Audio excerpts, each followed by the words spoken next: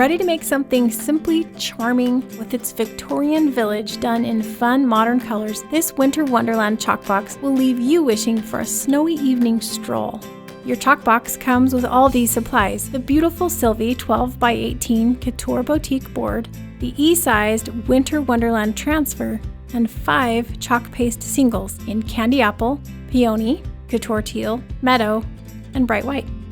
I've gathered some supplies and all the tools that I'll need, including small dishes for paste, a couple of squeegees, a mini and a small, my multi-tool, and I have my fuzzing cloth here too. I have a permanent marker, scissors, and a water bath for cleanup. I'll start by cutting apart all the transfer elements.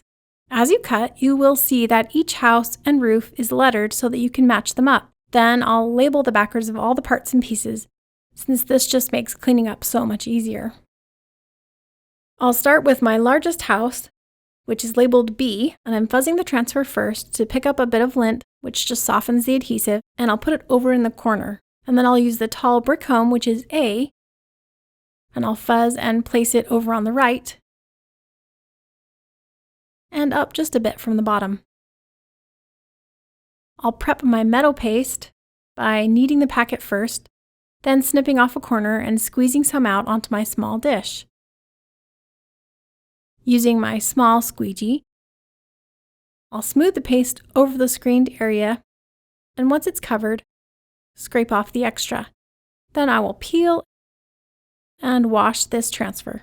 Now I'll take the little house, house E, and fuzz it and tuck it right down in the corner.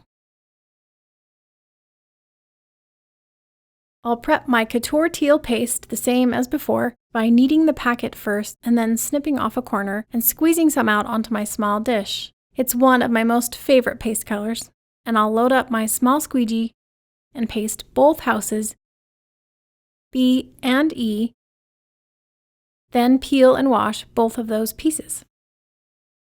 Now I'll peel the backer off of house D, and I'll fuzz this transfer before I position it just to soften the adhesive, and position it on my board next to the greenhouse. I like Peony for this one, so I'll mix it up good by kneading the packet first, then snipping off a corner and squeeze it out onto my dish. Using my small squeegee, then I'll paste over the screen and scrape off the excess. And into the water it goes.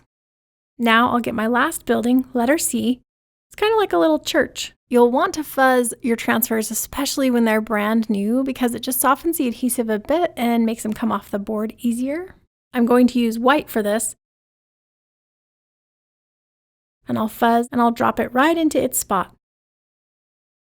And the roof next door will also be white. But since these two kind of overlap a tiny bit, I'm just going to be tricky here so I can do both. Then I'll just keep matching up all the roofs that will be white and get them placed so that I can move quickly. Make sure your little houses are dry before you start sticking down the roofs so they won't pull up any of your work.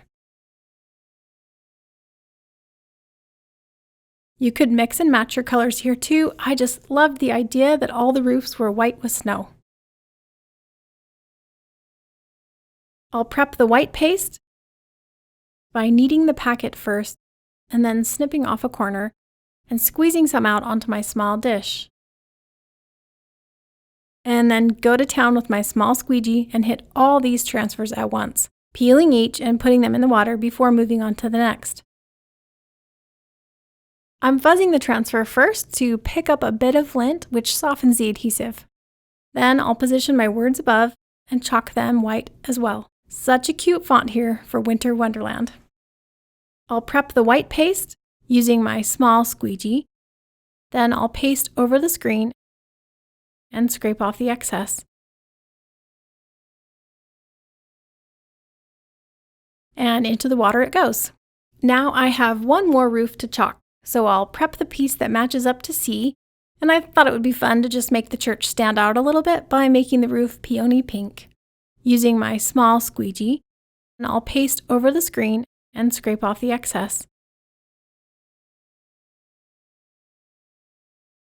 There we go. Now I'm going to decorate the neighborhood a bit and fill in some spaces between the houses First with a street light, which I'm going to chalk in teal, because aren't all the street lights on your street blue? And I'll load up my small squeegee. It's one of my most favorite paste colors. And then I'll do the light in white.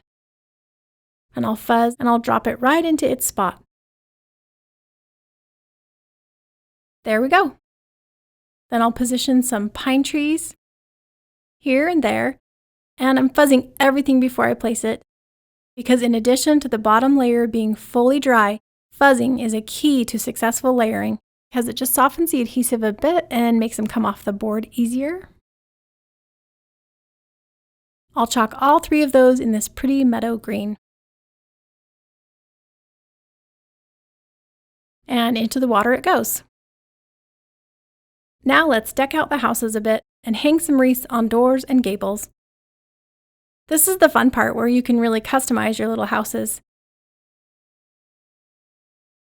I'll smooth the paste over the screened area, and once it's covered, scrape off the extra.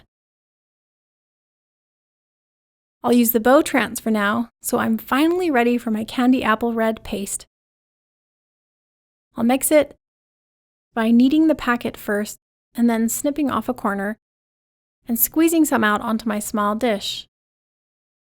And then my multi-tool, and start be-ribboning the houses. A couple on the large house, one for the lamp pole. Every house needs a touch of red. And there it is. I didn't even add the falling snowflakes, but you sure could, using this chalk box to make the cutest, quaintest little wonderland around.